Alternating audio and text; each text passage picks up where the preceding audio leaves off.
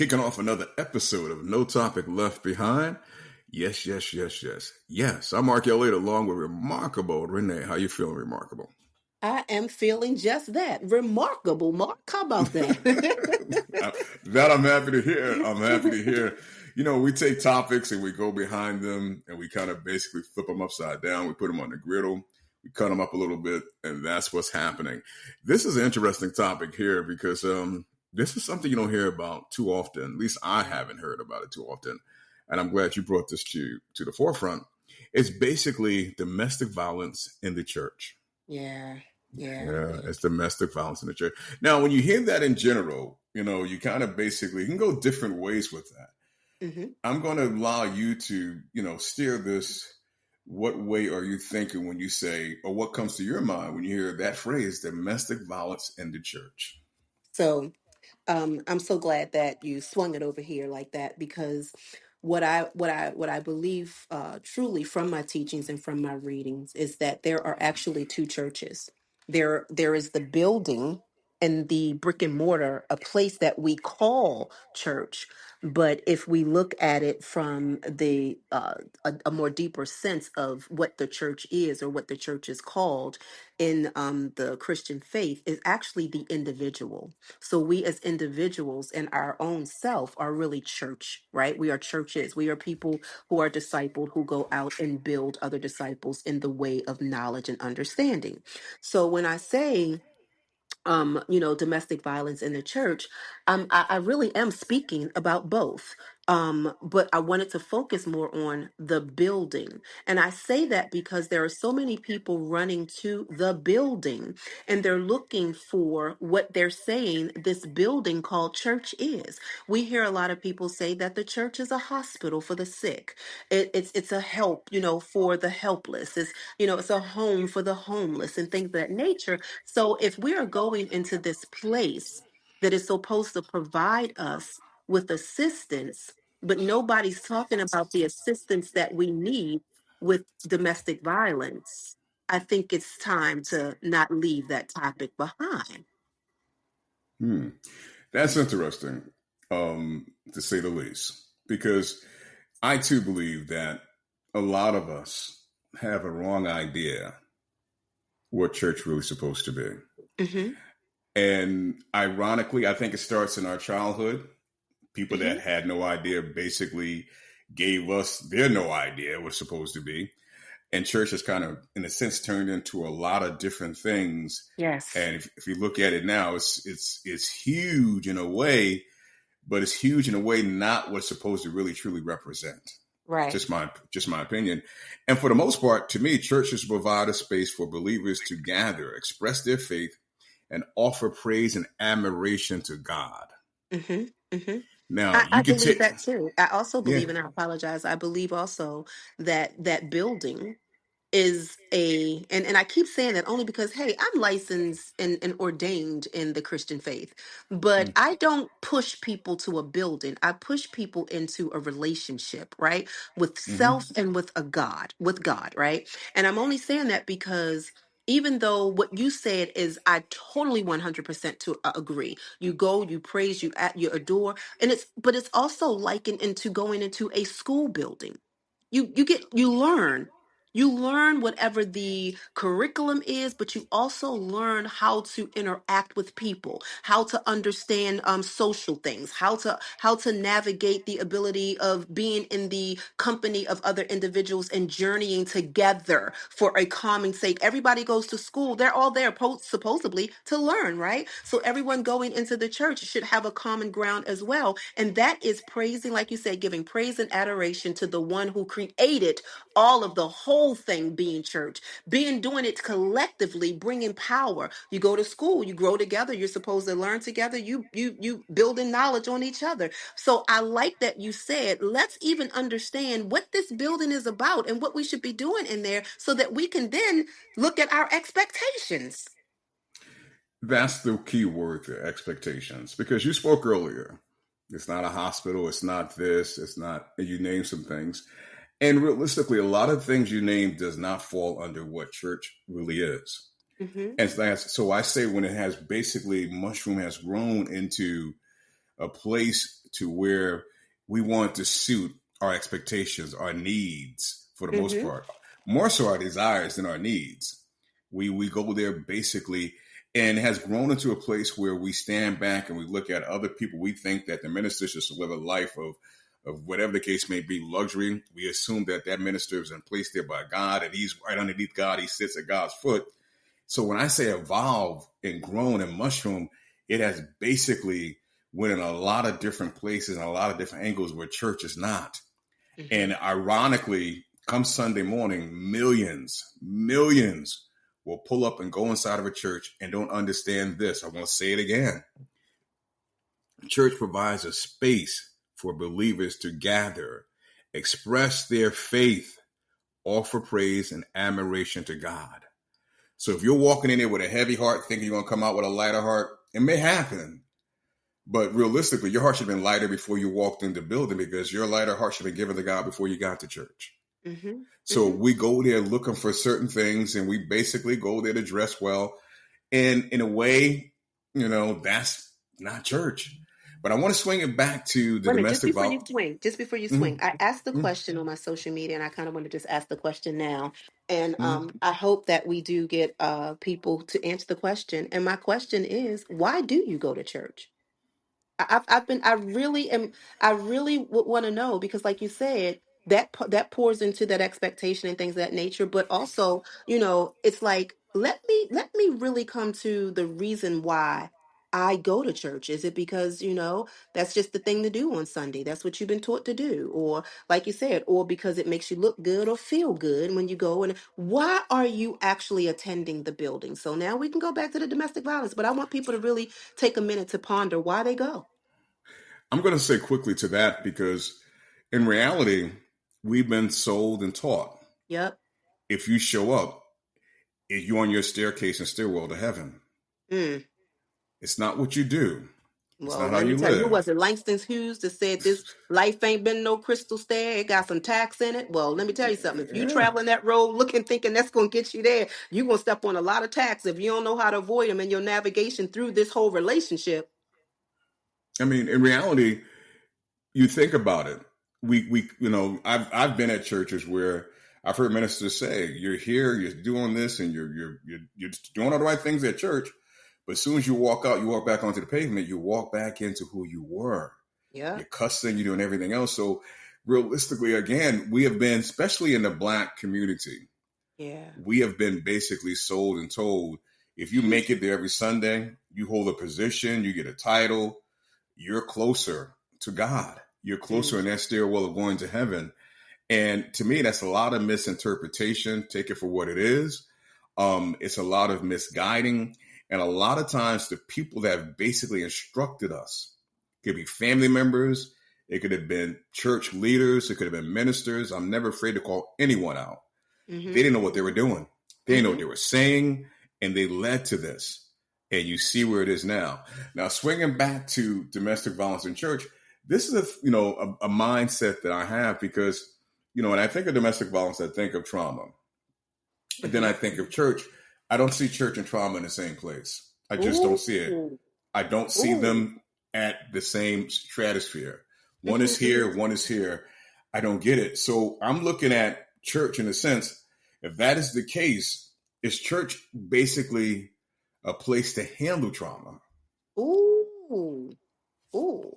Now, see, one of the things I'm going to continue to love, and I'm starting now with loving with this whole no topic left behind. You know that you can come to a topic with your information, your insights, your experiences, but maturity says that you can also come to these no topics left behind and get more information to change your scope or to look at a picture bigger, to see something else, right? I've always looked at I connected the trauma with the church, because there is a part of the church that does actually affect our soulish realm. And so we go into the church with these traumas or with these situations and circumstances. And like you said, sometimes with the expectation, if we come in with a heavy heart, we're going to leave with a light one, right? That is the expectation, because we do know that through that worship and adoration, that it does make a change and it does affect your internal self, spiritually and emotionally. So you may expect to come out But as I look at it and continue to, as we continue to talk about this, I am also looking at, wait, it is that place that I feel connects with trauma. However, it's not the place that is actually set up to be specifically handling one's trauma. Now, and I came into this, Mark, because having dealt with domestic violence and having been, or am, a licensed ordained minister coming to the church and not receiving the support I felt like I should have been given in that situation, I now have to backtrack and say, you know what? It really fully wasn't their place to give me the assistance that I was seeking in that, maybe resources, but it wasn't up to them to give me the assistance, especially if they were ill equipped to do so. Yeah, that's interesting because I've always feel this way. What we think, what we experience, multiply it by a million. Because a lot of Mm-hmm. people feel and think the same thing. And as you spoke, you felt, yeah, you're bringing it there. And this is a key point too, when you said about being a minister, Mm-hmm. and basically you're going there as a minister, believing, okay, this is the place to really handle my trauma. Now, if you're thinking that it took you a while, I'm assuming to, or whatever time it took to understand, they're not really equipped. Mm-hmm. So Mm-hmm. imagine someone that's basically dealing with domestic violence. They're going in and they're basically not seeing a change in their situation, not understanding that's not the church's role, that's not the church's place. Yeah. Yeah. And then that person starts to basically, the little faith that they're probably carrying starts to basically dwindle. Yeah. And what really happens is, for a lot of times, a lot of people, we aren't forced to understand your relationship with God Yeah. is important. Your Yeah. relationship, don't look for church to be something that it's not and think that it's going to basically take away things that it's not meant to take away. Right. Because if it's so, I understand that, and I think it's easy for people to fall into it. I think it is, and that goes back to your question that you're asking: why we're going to church. Sometimes people don't go to church because something goes bad in their life, Mm-hmm. Mm-hmm. and then they find their way to the church because they believe, and that's the way to make it right, and basically go from there. And that's not the case. So I can see sometimes where that mindset, we take it outside domestic violence for a while. Some people may have walked through a church door, nothing's changed in their life, and then they start to basically feel bad about church and feel bad about God, not understanding they didn't take the right road to Right. get what they was looking for. And so you're right. And like you say, kind of like taking it back to the domestic violence and what we're speaking about, even though it's not their place it's not their initial place, I do believe that the church should be a resource for individuals to get whatever that need is for their soul or for their situation.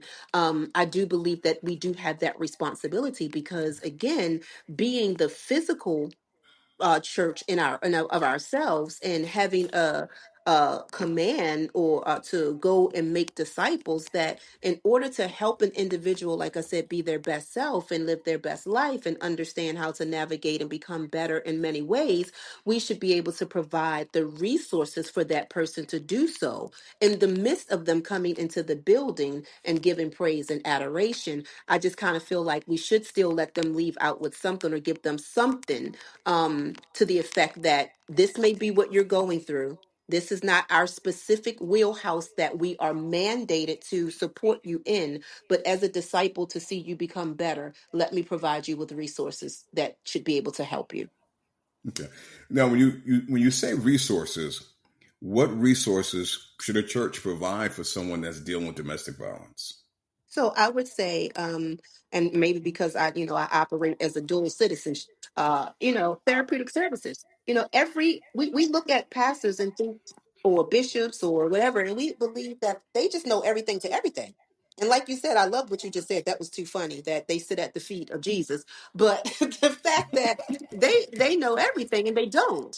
And you wonder, you figure some pastors are mechanics, or some pastors in their secular position or secular role or whatever has nothing, is doing something that has nothing to do with the spirituality or religion, right? So providing resources, and I've been saying this for years, that the building church has a running resource booklet or guide, or now we're in the internet age or whatever, something that you have a wealth of resources and knowledge within the building that can support people for everything, and or you have an extension of resources that you can give to people that would help them with whatever it is that they're going through. So this brings me to this question, and I hear that, but you have 6 days prior to Sunday, Mm-hmm. and you have places outside of the church that provide those resources. Hmm. Why not choose one of those 6 days and go to those places? Why wait to Sunday? It may Well, not be Sunday, but I'm just going to use Sunday as a backdrop. Why wait to Sunday and expect them to provide the resources that are clearly stated in the community that you have 6 days to pull up to? that's a good question. I'm going to say this. A lot of times people who are without always say, well, I didn't even know what question to ask. I didn't even know where I was supposed to go look for help. I didn't know that that was even there, or da da da. And so I'm like, you're right, which kind of is even with the domestic violence, that this is something that you have to take accountability for on your own. However, coming to a spot that provides those answers to questions you didn't even know you had or you should ask, I would see that as the wheelhouse to do so. A lot of people, it's not that, some people don't want the help, but they just don't know where to get the help or where to start looking for help until you connect with, like you said, in that place, that building that we call church. And you've got people in there, I'm just going to say, that are therapists. And let's just say you talk to somebody and you let them know, I'm in a domestic violence relationship. I don't know what to do. Oh, okay. Listen, like you said, I'm going to be the resource to tell you in those 6 days, as you take control and accountability of what it is that you need for you. But here are the questions. Here are the places to go in those 6 days. But you may not have never known that until you went into that church building, to that place that Sunday and expressed what you were going to, that they provided you that information to go out in those 6 days to follow up on what they gave you for you. Okay. Now I'm going to say this, and I get that. I think that's beautiful if it works that way. But there's a saying, if I'm correct, when I say this about the Mhm. law: ignorance is not an excuse. Mm-mm. We just don't. So when I say that, I'm gonna bring that to church. When somebody's basically hurting from something as domestic violence for those 6 days, and say I didn't know, I can easily say you didn't try to know. Mm. You didn't try to Mm. know because you had 6 days, 6 days But what to if you don't know basically what question to ask? If you don't know where, like you don't even know where to start. hang on a second, Renee. We walk All right. around with a cell phone attached to Mm-hmm, our body, which gives you a microphone. You can ask for anything to point you in the right direction. mm-hmm. Okay. Anything. So it goes back to the misunderstanding when I was speaking about church.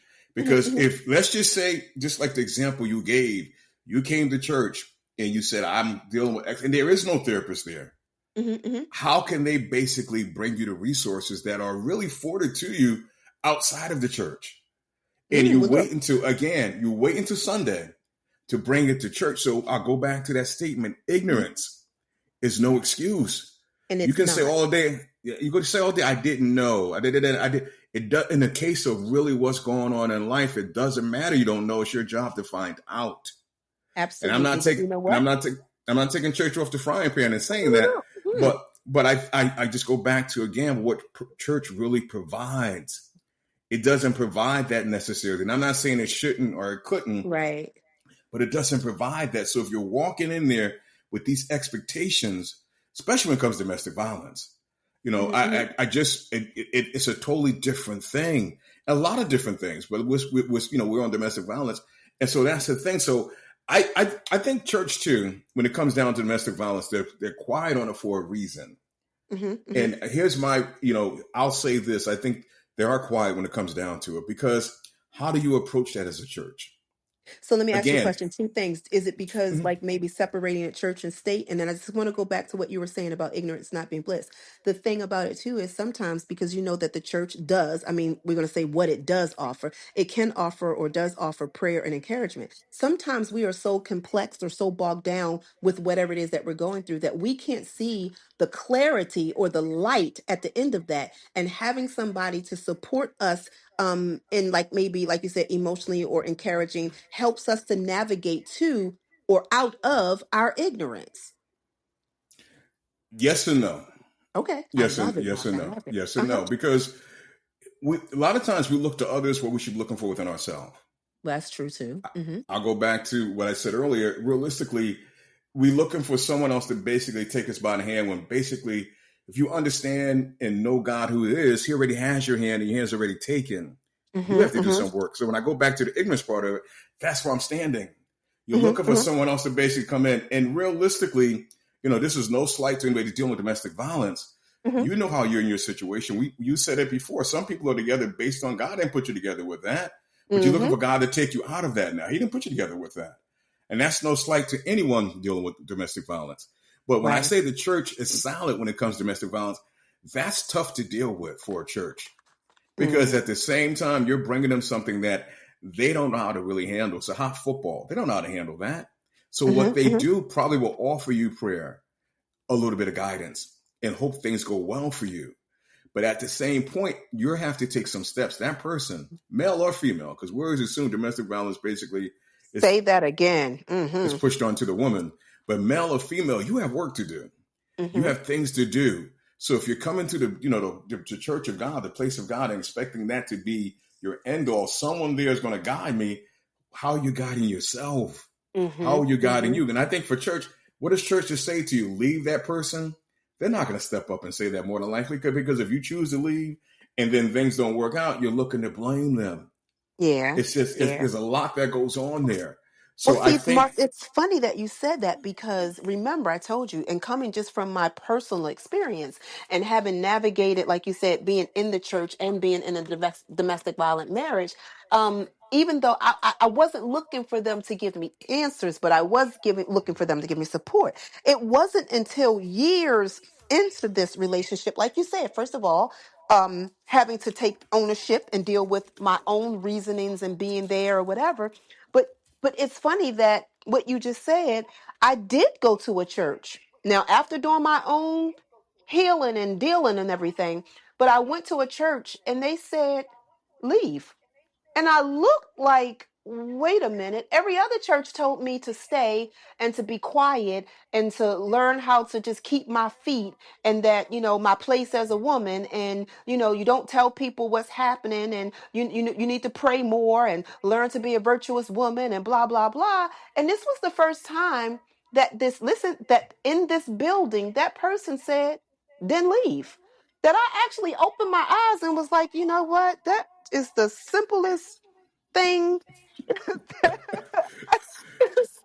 well, let me ask this, and I'm glad that person said it to you. I'm glad they did. Uh-huh. Okay, now you can you can get advice from people from time to time, Hmm. and it makes no sense from you to you. Right, right, right. So if you get advice for someone who's saying stay there, deal with it, blah blah blah, at some point I would think the common sense in an individual that doesn't make any sense.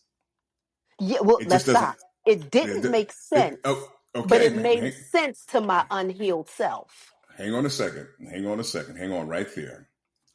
Unheal, heal, not heal, whatever. Common sense is common sense. It's just my way of thinking.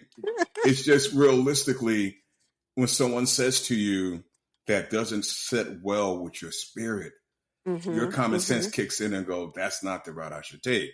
mm-hmm, So it could be in reality, you knew all along you should have left. I don't know or mm-hmm, not. mm-hmm. I You did. you knew all along, but when someone spoke that to you, that gave you the green light.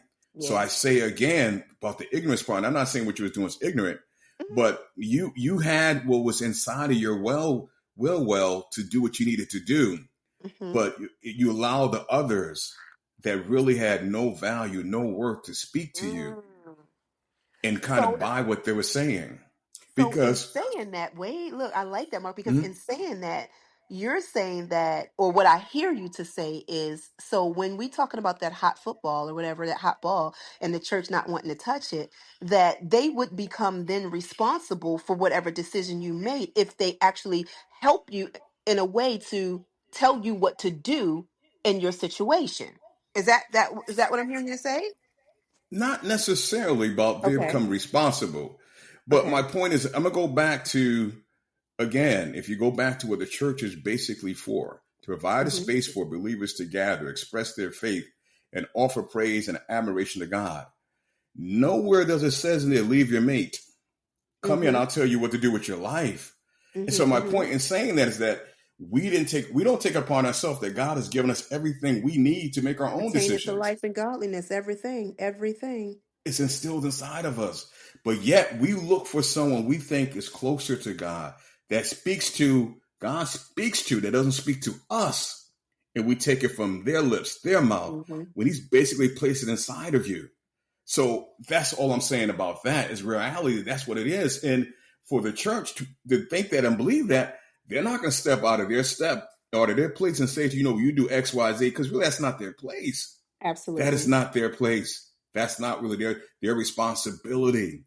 And Mm, that's oh where no, I but think I like we that because remember, I'm sorry, because the thing was domestic violence in the church, and what you just said, I just kind of wanted to see live there for a minute, realizing it's not the responsibility of the church. I just wanted to, I mean, say because again, somebody who may be going through this, or like you said, they don't understand why they're going to church, or they're going to church and not knowing, or not with the expectation, just kind of because sometimes you just got to be dead up front with just impactful, just straight, right? It's not their responsibility, so that way you don't go and you don't get hurt, or you don't look and see that the church doesn't work or whatever the case may be, but that you don't go in there with that expectation, because you now realize, or at least is hearing, so a seed is planted to know it's not their responsibility.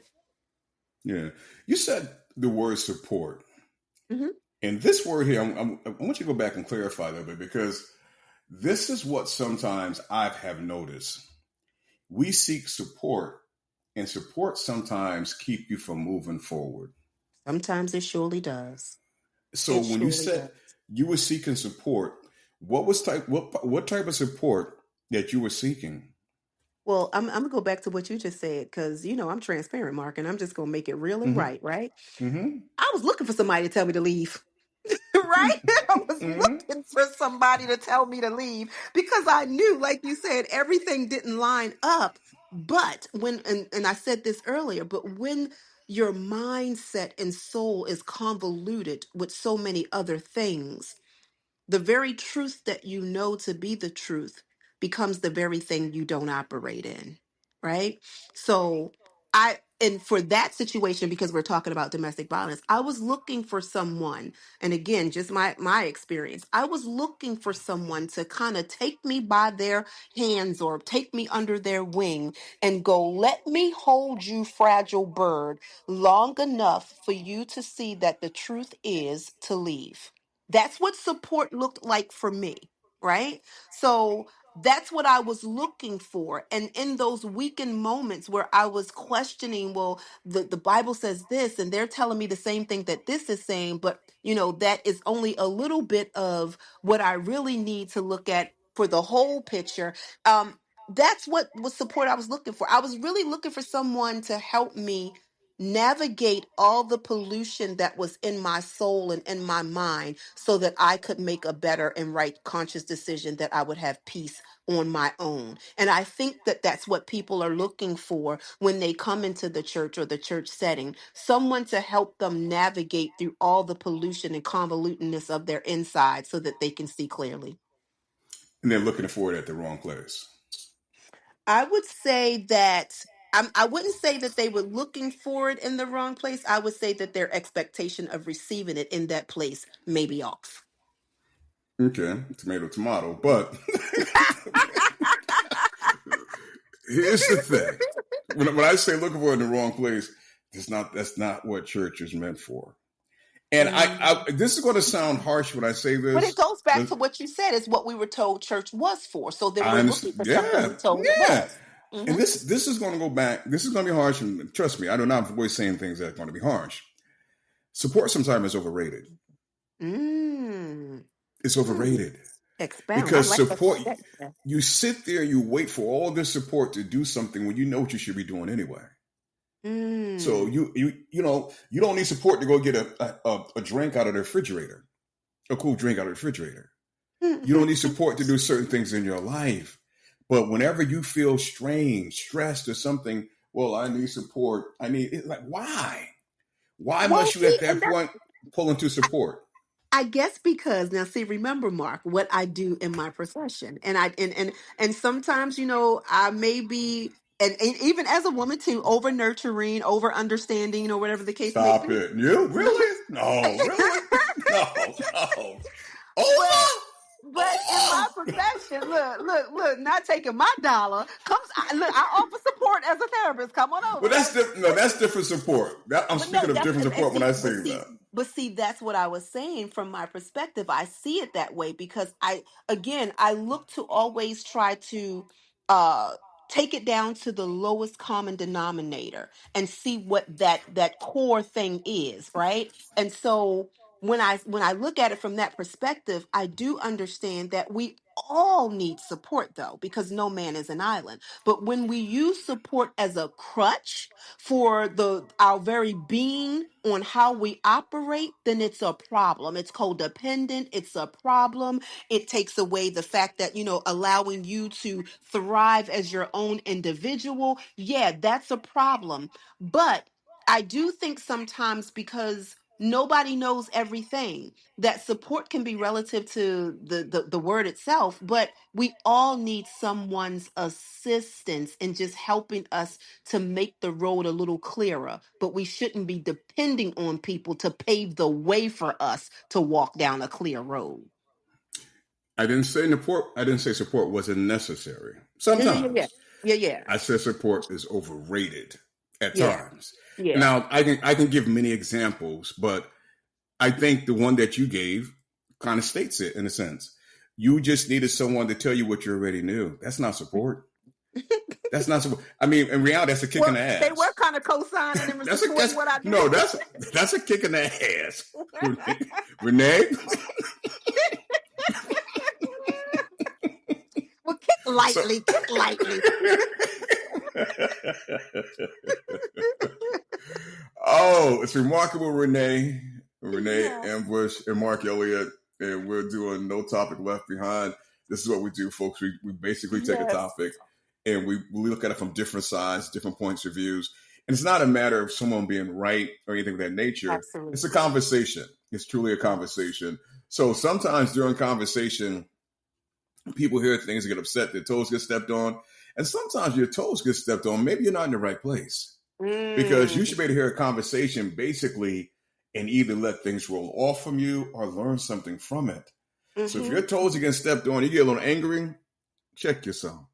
Yeah, Check and you know yourself. what? And you're right, Mark, and check this out. Like, but if your toes get stepped on, like that engine light that says that there's an indication that you need some work in that area for you to be productive and work better, then take it for that. Like you said, if your toes get stepped on and you get angry, you're in the wrong place. And I'm not going to say in the wrong place for the No Topic Left Behind. You're in the wrong place within yourself. Because anytime that check engine light comes on, you are not going to keep on driving, or you're not going to get mad at the car because the check engine light came on. You're going to be thankful that that came on to give you an indicator that you needed to have some work done. I like that. That I like. But I was saying engine, I mean, when I was saying you're in the wrong place, I mean personally, for the most part, you're in the wrong Yeah, place within yourself. Because yeah. self-evaluation, there's nothing better than that. And that's why There's we do the nothing no better. topics. Yeah. Because the And topic, sometimes getting stepped on, your toes getting stepped on should force you to self-evaluate instead of getting absolutely. angry. It should. But I like that And check in Mark, July. I like that. Mark, I would venture to say this too, that sometimes we need to really put ourselves in places with people who may step on our toes anyway, because that's what's called growth. right?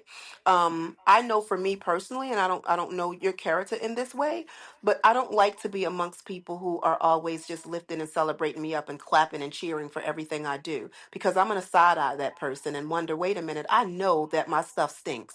I know that I'm not perfect, and I don't need nobody, just like you said, abusing me and it become a domestic violent relationship or anything, or domestic abuse in anything, or any kind of peer abuse. But I know that in order for us to grow, we need to be in areas where people hold us accountable, step on our toes, because we misuse this word, but I'm going to use it in a scripture. Faithful are the wounds of a friend. If somebody is in position where they don't want to be corrected, honestly, I would probably say you might want to get out of the environment of that person.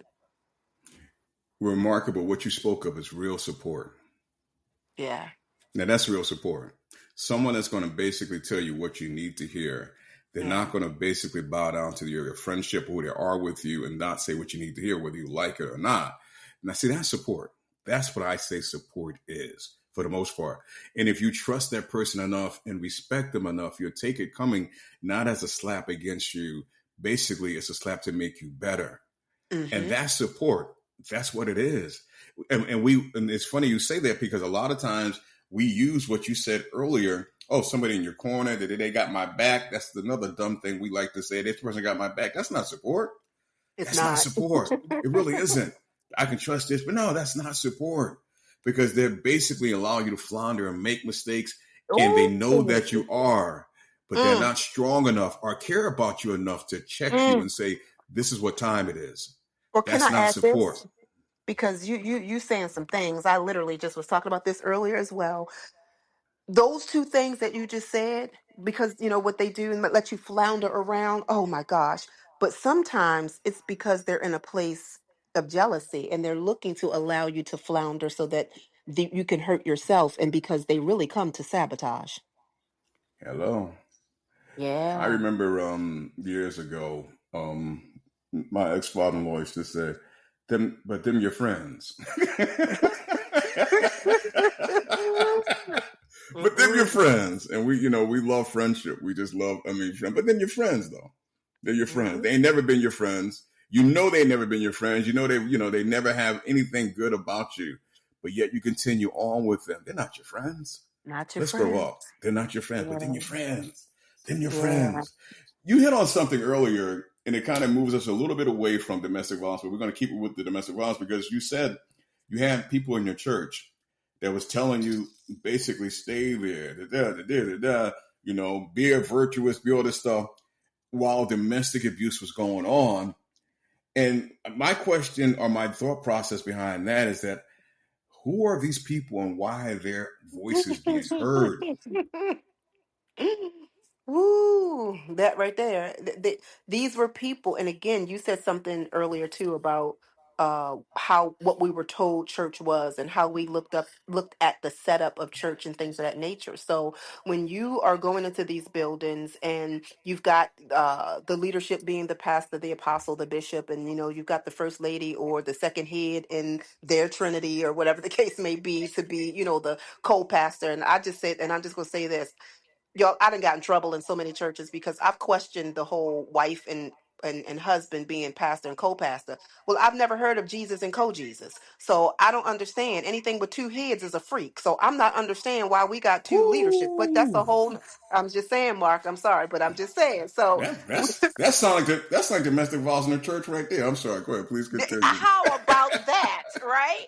And so these people are people who hold titles, people who hold positions. And so we're look at them like, okay, they must know the answers. They must, like you said, I love that one. I'm going that tickled me so. They must be at the feet of Jesus. And so, so these are the people that they're leading us to the light. They're leading us to the right way. So, we need to take credence and listen to what they're saying. And those are the people. But it goes back again to what you were saying, that you have to hold yourself accountable and listen to the do you know that in each individual there is the innate ability to overcome, that we have all been given a spirit that will, if ignited as well, will lead us into all truth. You got to say that And what again, Renee. You got to say it again. yes. Sometimes we just got to say things twice so they really hit home. Please, if you don't mind, say it again. We have all been given the innate ability to overcome. There is a spirit that resides within us that leads us into all truth. It is just a matter of whether we are going to listen to it or overtalk it.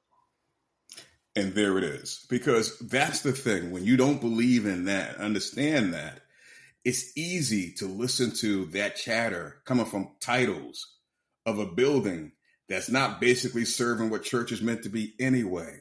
Hmm. It's easy because you believe God gave him that title. No, some person decided they wanted him to have that title. They're not living up to Absolutely. that title. They don't even understand what that title is.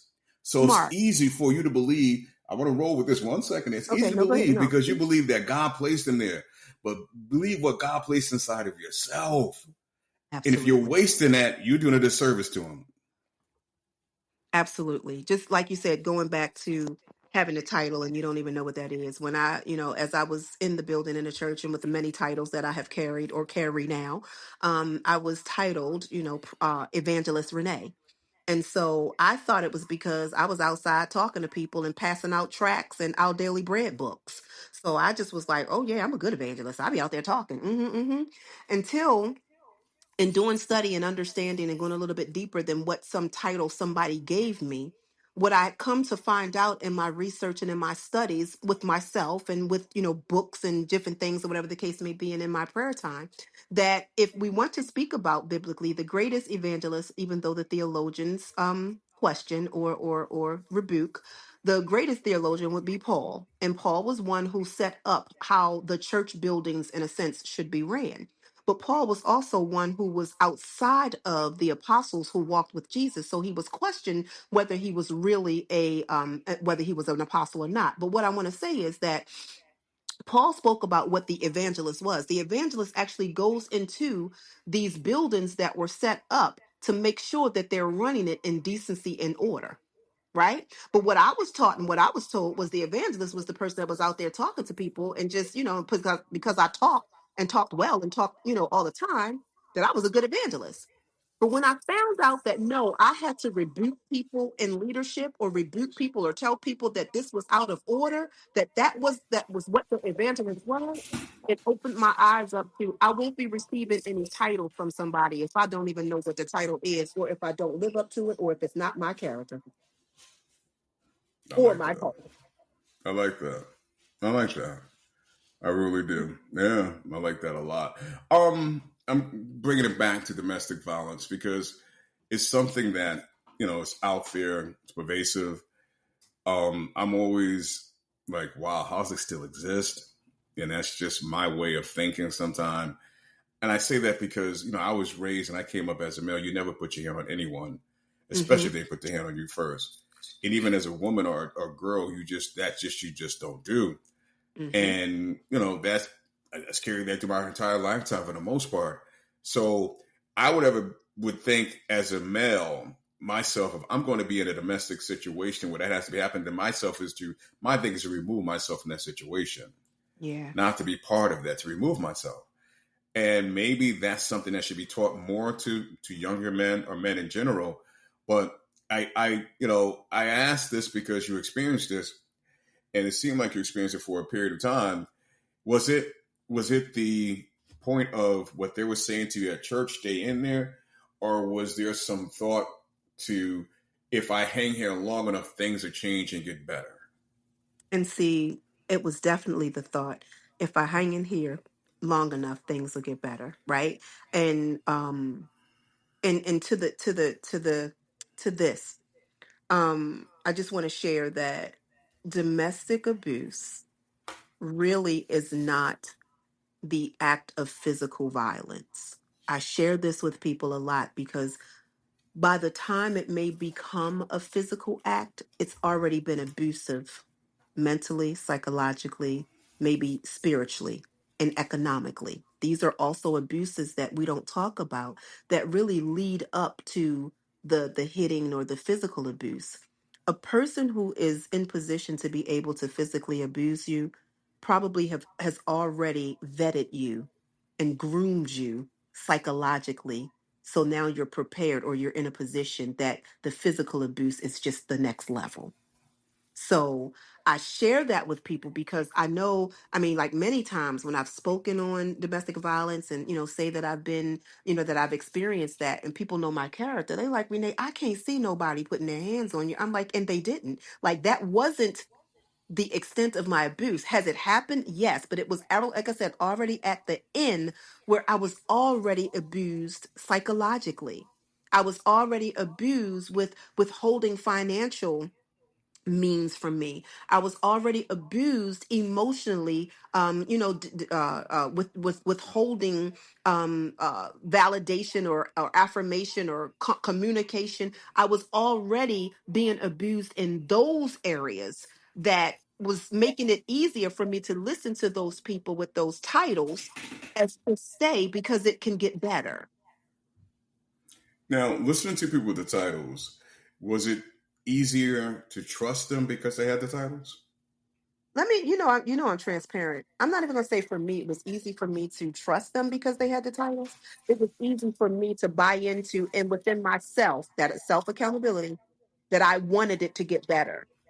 So because these people with titles are telling me that it can get better, to hold on and this, that, and another, they were speaking to that place of what I wanted, but not really speaking to my space of what is reality. Okay. All right. Yeah. It's that's a heavy weighted thing, realistically, domestic violence.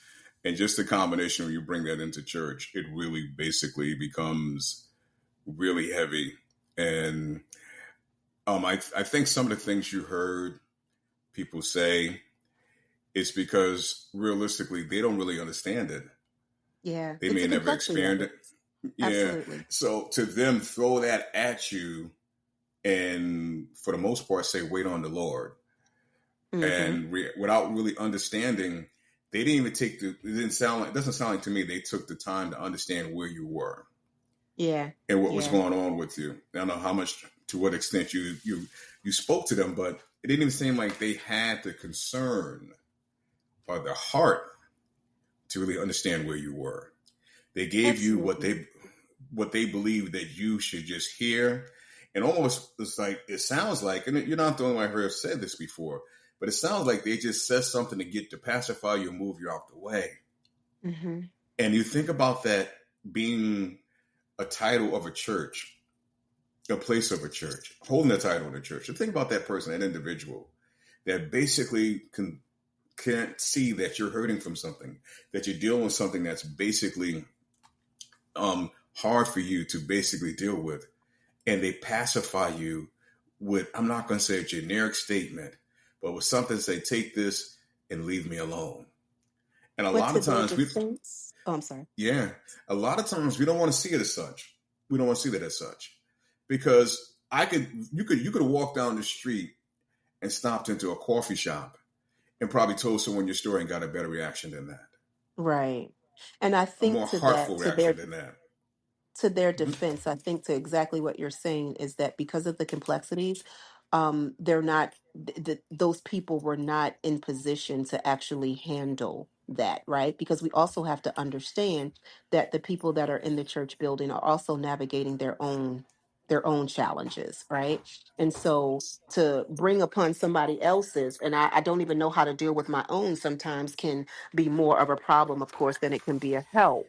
And so I think that it makes it even heavier that, going back to this word, the expectation that someone inside that building should be able to take care of, or to give me the answers or whatever it is that I need going through this domestic violence. But as we kind of bring this to a close, I want to just kind of highlight some of the things, because we came in with speaking about domestic violence in the church. And, a lot of people, like I said, including myself, coming in was, well, yeah, it's happening in the building. What's taking place? What's going on? What are we doing about it? And actually, midway through, or I think even the beginning of the conversation, realizing that it's really not the responsibility of the church to, be the answer, the cure, or whatever it is for domestic violence. It is definitely the responsibility of the individual, if anything, not to have the expectation that it will be taken care of in there, but to begin to seek out answers within yourself as to why you're in such a position. And then begin to ask your question, what is it that I need while I'm in this position that will help me positively and effectively navigate out of it? Well said. Well said. And I'm gonna leave that right there, basically, and put the wrap on this one. There's been no topic left behind. Myself, Mark Elliott, and the remarkable Renee Ambush. And Renee, let me compliment you on this because I've noticed as we basically do no topic left behind, you and I both do it. We insert some of our personal experience, what we experience and stuff of that nature. But some of the stuff that you insert, I wouldn't think is it may not be easy to insert. And I'm glad that you do. I'm glad you push beyond anything you might be feeling and share because we never know what could be said that someone just Yeah. might need to hear. It could be that vowel, that consonant, that line that can make a difference. And I appreciate you doing such. Absolutely. I appreciate the platform that we have developed together, and you've come along with my baby to allow that to take place. Yeah, it's your baby now. It's your baby. It's my baby. Well, All you know, God right. loves you. We love you too. We'll get together Yes. real soon. We'll do another one. No topic left behind. Take care of yourself. Take care.